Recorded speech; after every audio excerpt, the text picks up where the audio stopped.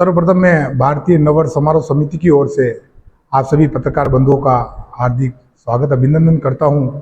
जैसा कि आप सभी को विदित है, विभिन्न समाचार पत्रों के माध्यम से, सोशल मीडिया के माध्यम से कि सलूम्बर जिले में भारतीय नववर्ष समारोह की समिति की ओर से एक शानदार आयोजन किया जा रहा है, जिसमें हमारे परम पूजनीय महामंडलेश्वर ध्यान योगी उत्तम स्वामी जी महाराज का आशीर्वचन रहने वाला है।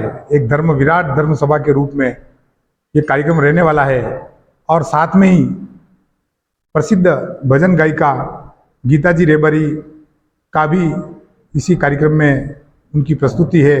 इस प्रकार पूरा आयोजन काफ़ी भव्य और दिव्य तरीके से होगा। इसके लिए समितियों ने विभिन्न टोलियां बनाकर और अपनी अपनी टोली अपने विषयों को लेकर काम में जुटी हुई है।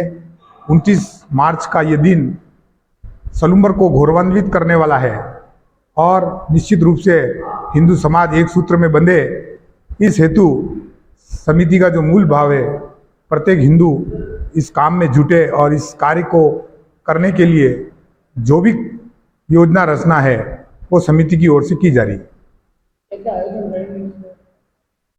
मैं आपको बताना चाहता हूं कि 29 तारीख को प्रातः संघ का आद्य सरसंघचालक प्रणाम स्वयंसेवकों का रहता है, तो वो सुबह 7:15 बजे का उसका समय है। बद्री विशाल मंदिर में स्वयंसेवक पूर्ण गणवेश के साथ इस कार्यक्रम में भाग लेते हैं और 29 तारीख को शाम को ठीक 7 बजे से कार्यक्रम प्रारंभ होने वाला है। तो जो 7 से 8 बजे का जो समय है वो हमारे यहाँ के जो स्थानीय कुछ कलाकार हैं जिन्होंने राष्ट्रीय स्तर पर सलूम्बर का नाम बढ़ाया है, मान बढ़ाया है, ऐसे प्रस्तुति का काम रहेगा। ठीक 8:15 बजे कार्यक्रम में पूज्य श्री उत्तम स्वामी जी महाराज का डोल वाहिनी एवं शस्त्र वाहिनी मातृशक्ति की ओर से उनकी अगवानी कर उन्हें मंच पर विराजित किया जाएगा और उसके बाद उनका आशीर्वचन हम सब लोगों को प्राप्त होगा। आशीर्वचन के पश्चात कार्यक्रम ठीक गति से चलेगा। लगभग 9 बजे से कार्यक्रम अपनी गति को पकड़ेगा। कार्यक्रम को लेकर समिति ने लगभग 27-28 ऐसी व्यवस्था हैं जो विभिन्न टोलियों के माध्यम से बनाई हैं, जिसमें मंच व्यवस्था है, बैठक व्यवस्था है। 29 तारीख के परिप्रेक्ष्य में बाकी तैयारियों को, नगर सज्जा और इन सब को छोड़ें तो 29 तारीख का जो भव्य आयोजन होने वाला है शाम को, मूल रूप से जितने भी समाज के बंधु हैं, वरिष्ठ जन हैं, बच्चे हैं, बुजुर्ग हैं, उन सब के लिए समिति की ओर से उत्कृष्ट बैठक व्यवस्था की गई है। बैठक व्यवस्था में सबसे मंच के आगे की ओर हमने 2 नगरी बनाई है, एक वैशाली नगर और एक अवंतिका नगर। तो वो मातृशक्ति के लिए रिजर्व आरक्षित है। वहाँ पर महिलाएं जो भी समाज में हैं, वे सभी जो कार्यक्रम देखने आएंगे वो अपने सबसे आगे वाले जो 2 नगर बनाए हैं, वैशाली और अवंतिका नगर, उसमें बैठ पाएंगे। उसके ठीक पीछे 4 और नगर बनाए हैं, जिसमें अयोध्या है, मथुरा है, उज्जैनी है, काशी है। तो इसके पीछे के ब्लॉक है। इस प्रकार कुल मिलाकर 6 नगर हमने बनाए हैं और जिसकी बैठक व्यवस्था लगभग 12 से 15 हज़ार के बीच की समिति ने व्यवस्था की है। और निश्चित रूप से जो प्रयास समिति के सभी कार्यकर्ताओं के द्वारा किया गए हैं वो उल्लेखनीय है। और उस दिन 29 तारीख का जो समय है, अधिक से अधिक संख्या में पधारें, समाजजन, परिवारजन और इस क्षेत्र में रहने वाले प्रत्येक हिंदू सदस्य इस कार्यक्रम में आए, ऐसा समिति की ओर से विशेष आग्रह है।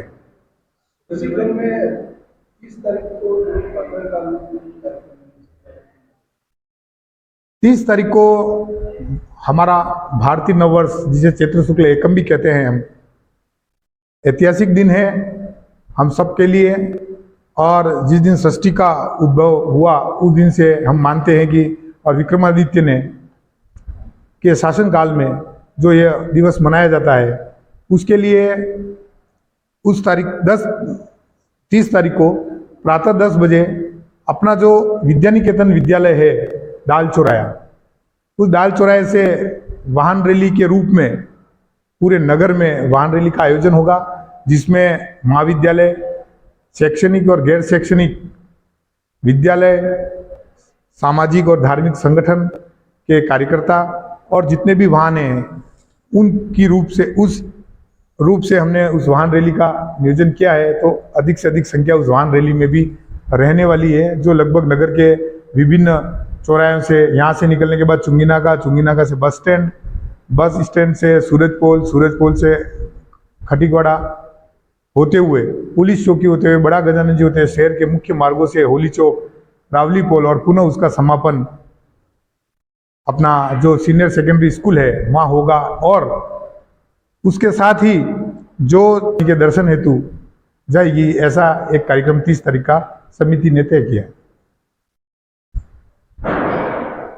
अपन समाज को क्या संदेश देना चाहते हैं?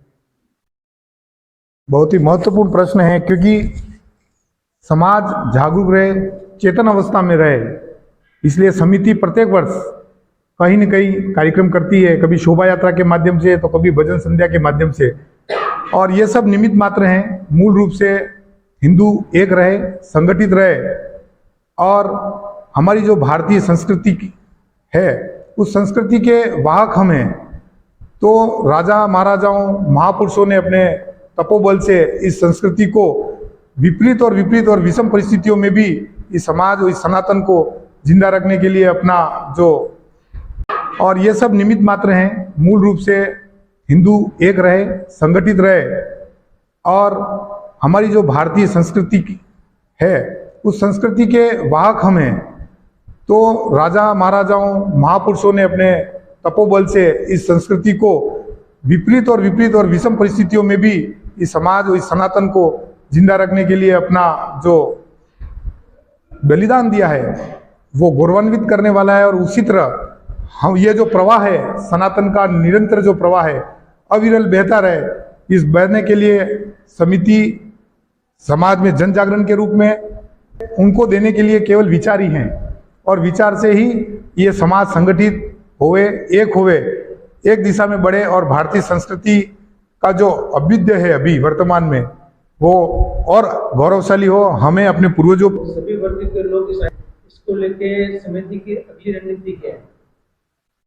समिति ने सलूम्बर नगर को छोड़कर संघ दृष्टि से और विविध संगठन की दृष्टि से जो योजना रचना बनाई है कि अपने यहाँ पर मंडल की व्यवस्था है, तो मंडल स्तर पर और नगर के साथ कुल 13 गांव जुड़े हुए हैं, आसपास के 2 किलोमीटर के रेडियस में जुड़े हुए हैं। तो समिति ने एक सूक्ष्म योजना बनाई और योजना बनाकर प्रत्येक गांव क्या किया गया है? समिति ने विभिन्न टोलियों के माध्यम से सघन जन संपर्क किया है और इस सनातन का प्रभाव बढ़े, इसके लिए प्रत्येक हिंदू घर पर भगवा ध्वज लगे, ऐसा प्रयत्न किया है कि प्रत्येक हिंदू घर पे भगवा ध्वज पताका लगे। 30 तारीख का जो दिन है उस दिन अपना घर प्रत्येक हिंदू परिवार उसे आनंद पूर्वक मनाए, अपने घर पर रोशनी करें।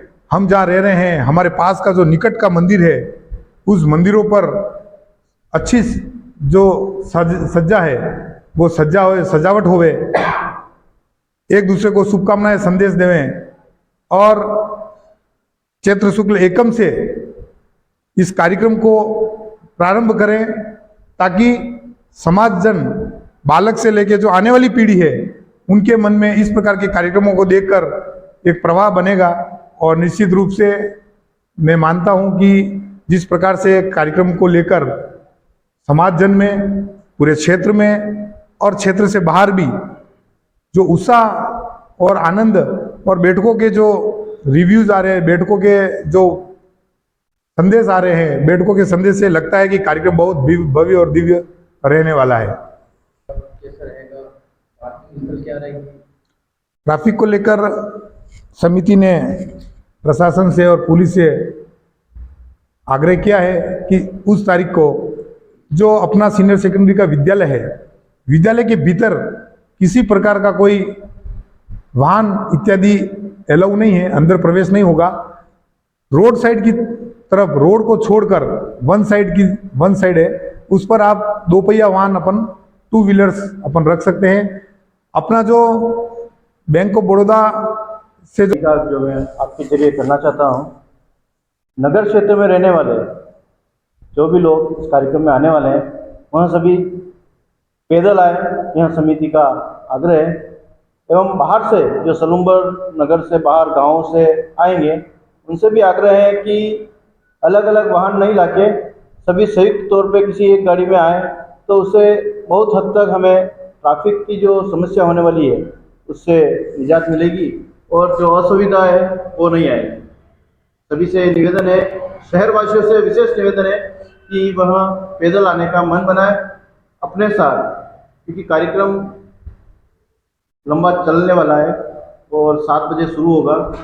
तो पानी की एक बोतल अवश्य लेके आएँ, अपने साथ बहुमूल्य वस्तुएं नहीं लाने का प्रयास करें एवं पूरे कार्यक्रम में बैठने का मन बना के आएँ।